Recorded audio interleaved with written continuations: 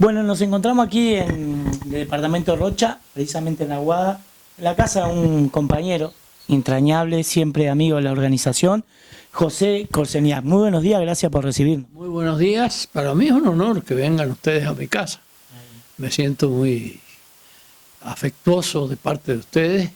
Encima me han traído unos libros de regalo.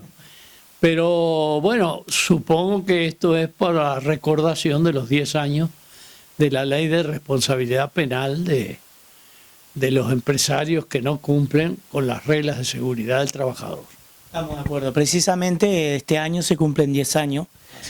Y bueno, a nosotros nos gustaría, José, que nos cuente cómo fue ese proceso, porque usted, junto con otros colegas suyos, jugaron un papel fundamental en la defensa de la constitucionalidad de la ley. Sí, bueno, es el tema dentro del derecho. El derecho constitucional ha sido mi especialidad. Yo enseñé 50 años y todavía sigo teóricamente siendo profesor, porque la universidad con mucha generosidad me ha dado el título de profesor emérito. No doy las clases, pero alguna charla telefónica he dado. Pero el tema es el siguiente. El proyecto legal nunca tuvo un fondo de inconstitucionalidad, nunca, ni desde su primera redacción, que después la fueron perfeccionando.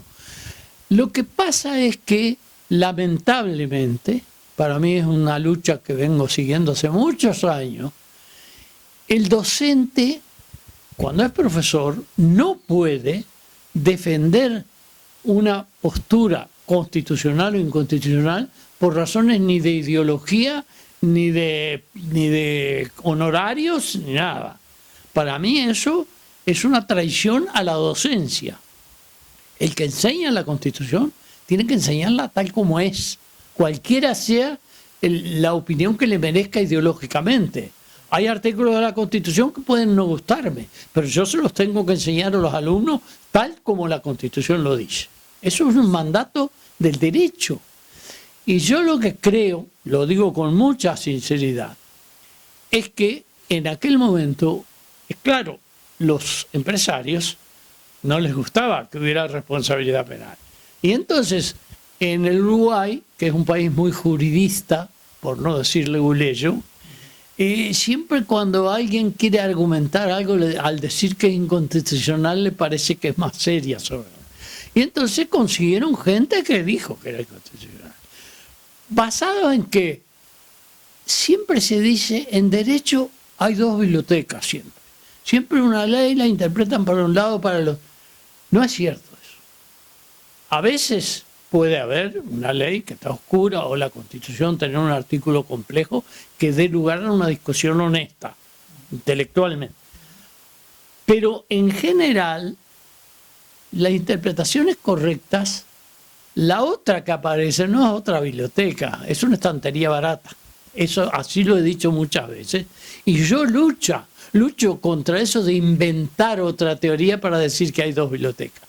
A veces hay, de verdad, a veces se puede discutir un tema porque la redacción no fue muy confusa, pero en la mayoría de los casos juegan otros intereses. Y en este caso, para mí, fue así.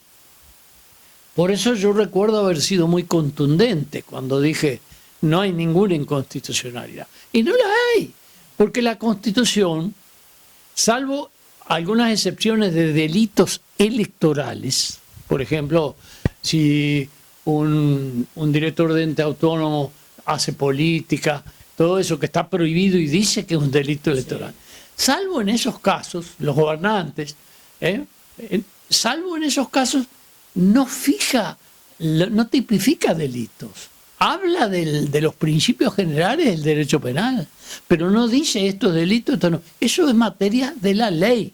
Entonces la ley no puede ser inconstitucional. Más, así para decirlo en dos palabras, el artículo básico de los derechos es el 7º. Y ahí habla de la vida, honor, seguridad, libertad, trabajo y propiedad. Esos son los derechos básicos.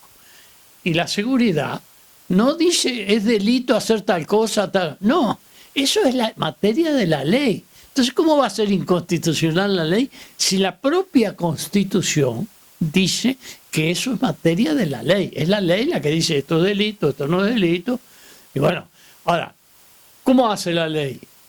Mira conductas y cuando una conducta le parece que es muy mala, la ley, y encuentra razones generales de interés general, dice, bueno, entonces vamos a ponerlo como delito en el Código Penal. El Código Penal es una ley, no es la Constitución. Entonces, ¿cómo se puede decir que tipificar un delito en una ley es contrario a la Constitución? Si la Constitución no es la que tipifica los delitos. Se usaron unos argumentos ahí. Recuerdo uno que usaban que decía, no está bien, la tipificación del delito debe ser muy concreta, es cierto. Y esto es una cosa muy vaga, no tiene nada de vago. Dice claramente cuándo hay delito. Tiene que haber dolo, culpa grave y omitir las reglas de seguridad en el trabajo que hay, que están dichas en la ley. Ahora, yo escuché, no voy a dar nombres, un profesor que además es inteligente, pero cometió el error ese de las 2 bibliotecas que yo señalaba como una estantería barata, la segunda. Dijo, ¿cómo puede ser que por vía de reglamento se establezca? Y ahí no dice por vía de reglamento el delito, dice que omita dar la seguridad que dice la ley y su reglamentación. Porque es evidente, si se va a hacer un edificio de 40 pisos, hay unas determinadas reglas. Y la ley no va a decir, vamos a reglamentar la seguridad de 40 pisos y después otra ley para los de 30 pisos. No, entonces, pero dice la ley y su reglamentación. Así que la reglamentación no puede ir contra la ley. De manera que está perfecto el artículo.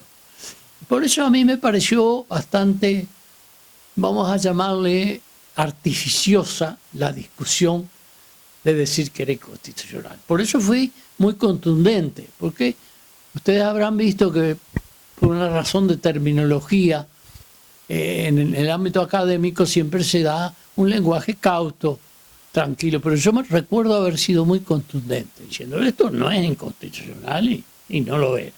Y no lo es. Porque si lo fuera, en 10 años ya habrían planteado una inconstitucionalidad y la Corte hubiera dicho que sí que era inconstitucional. De manera que me parece muy bien que se celebre los 10 años de una norma. Que además, si mi recuerdo no anda mal, esa ley tenía un segundo artículo que resolvía también un problema civil de indemnización, modificando la ley de accidentes de trabajo. ¿Por qué?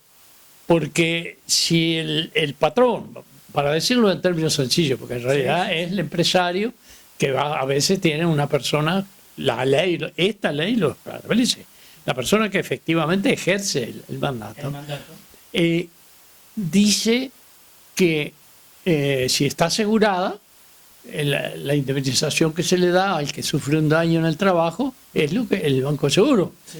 Pero a veces el seguro no cubre la cantidad de daños que la mayoría de las veces. Y entonces dice que si la omisión es por culpa grave o dolo, también exige lo que se llama, en derecho se llama elemento subjetivo ese. Entonces la persona tiene derecho a toda la indemnización, todos los gastos, lo cual también es un aporte de esa ley muy interesante. De manera que yo lo que hago es celebrar junto con ustedes, acompañándolos, que teníamos razón. Que tenían razón y que fue muy justo establecer eso en la ley. Al margen de que hay varios países, muchos, que ya lo tenían desde hace años. Eso, ¿no? José, el 23 y 24 de abril del 2014 realizábamos jornadas académicas en defensa justamente de la ley, y usted justamente es uno de los que participó junto a otros colegas suyos. Y bueno, ¿se acuerda más o menos de esa instancia? ¿Qué le pareció? ¿Qué experiencia le dejó?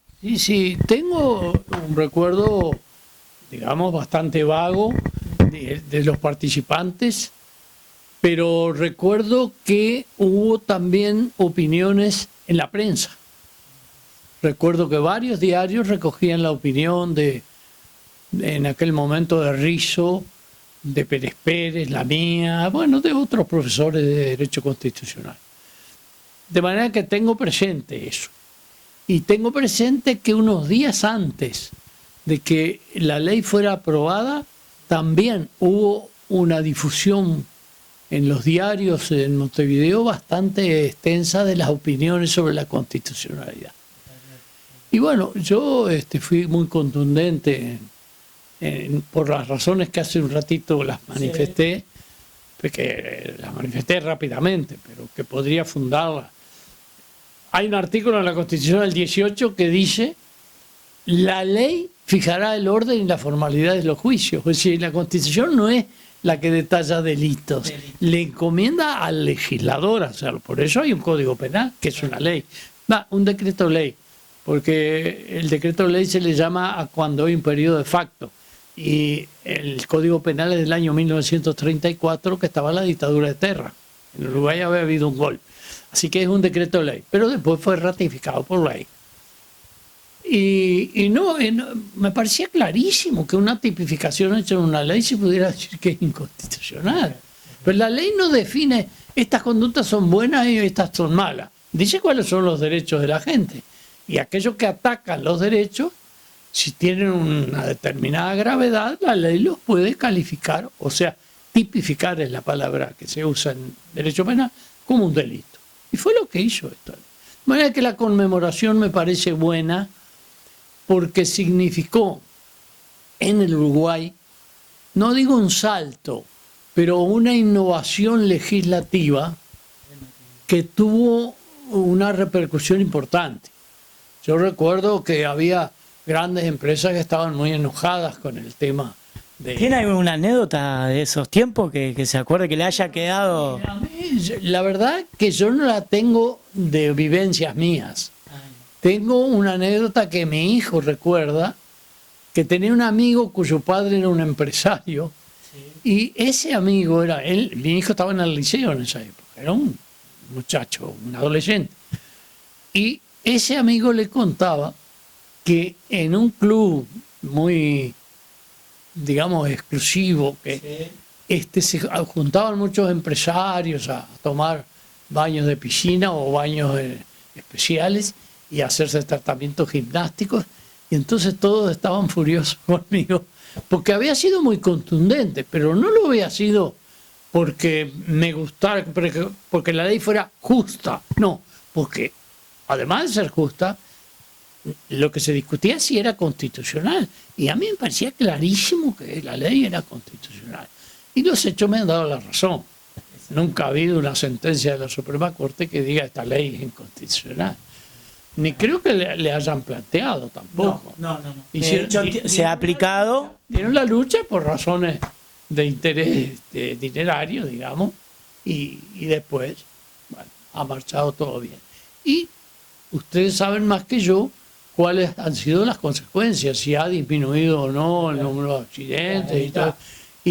Y suponiendo que no hubieran disminuido, igual, la responsabilidad de quien omite tomar los resguardos, como dice la ley, para la seguridad de la vida, la salud y la integridad física, es lo que dice. O sea que está tipificado perfectamente el delito. Además, el elemento subjetivo. Por el artículo siguiente, que hoy lo mencioné, habla del dolo y la culpa grave. El dolo y la culpa están muy bien definidos en el Código Penal uruguayo. Si bien viene de Europa, ya en el Código italiano estaba establecido. Pero hay unas definiciones muy técnicas de lo que es el dolo, que es cuando el resultado se ajusta a la intención. Por ejemplo, homicidio es doloso cuando yo quiero matar a uno y lo mato. Sí. Y la culpa, que estaba definida con una gran técnica. Si mal no recuerdo, dice cuando con motivo de un hecho jurídicamente indiferente, como es hacer un edificio, se produce un resultado que pudiendo ser previsto no fue previsto, no lo fue. O sea, que el empresario tiene que prever que ahí hay peligro, debe tomar unas medidas que ya están establecidas y no las toma. Entonces, que pudiendo ser previsto el peligro, no fue previsto. Esa es la culpa. Está muy bien definida por el Código Penal. Y acá habla de dolo o culpa grave. ¿Qué más tipificación se quiere? Está muy bien. Así que me parece que es un festejo que tiene su sentido de un momento legislativo difícil, porque obviamente el sindicato hacía fuerza, pero la fuerza de los empresarios es mayor en un sistema que no hay igualdad entre todos los grupos sociales. Y entonces, pero sin embargo salió, me parece muy bien que haya salido. Si mal no recuerdo, fue el 25 de marzo que se promulgó esa ley. Con una movilización justamente rodeada afuera. Y bueno, también tenemos los resultados que hablan. No fue unanimidad la votación, o sea, salió por una mayoría en diputado y mayoría en senador. De hecho, algunos que hoy son ministros votaron en contra de la ley de responsabilidad penal. Es una especie de felicitación, porque ustedes para conseguir esta ley tienen una lucha muy importante, que no fue de un día para el otro.